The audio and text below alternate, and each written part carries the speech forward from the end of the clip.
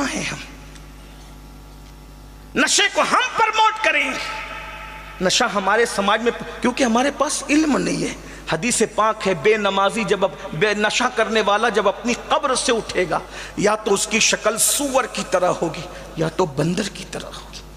بلکہ یہاں تک فرمایا گیا، علماء فرماتے جب نشہ کرنے والا مرے گا تو ڈر ہے کہ وہ بھی کافر ہو کر کے مرے گا۔ بلکہ یہاں تو مجھے ایک واقعہ یاد آیا جس کو علامہ ابن الجوزی نے لکھا۔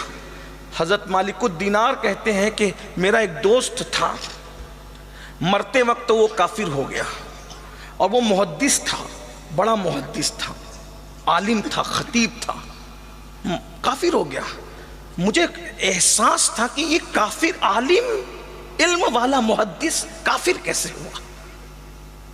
تو میں اللہ سے دعا کرتا تھا، اللہ مجھے دکھا کہ وہ کافر کیوں ہوا اور کافر ہو کے وہ کیوں مرا۔ تو ایک دن وہ خواب میں دکھا کہ وہ جہنم کے عذاب میں مبتلا ہے۔ میں نے کہا سچ بتانا تو کافر ہو کے کیسے مرا؟ تو اس نے جواب دیا، مجھے ایک ایسی بیماری لاحق ہو گئی تھی کہ جس کا علاج کسی کے پاس نہیں تھا۔ تو ایک عیسائی حکیم نے مجھ سے کہا، اگر تو سال میں ایک مرتبہ شراب کا ایک کٹورا پی لیا کر تو تیری بیماری دب جائے گی، شفا تو نہیں ملے گا لیکن بیماری دب جائے گی، تکلیف کم ہو جائے گی۔ تو تکلیف کی کمی کے لیے میں سال میں ایک مرتبہ چھپ کر ایک کٹورا شراب پی لیتا تھا۔ یہ ایک کٹورا شراب سال بھر میں ایک مرتبہ بطور دوا پینے کی نحوست ہے کہ جب میں مرا تو کافر ہو کے مرا۔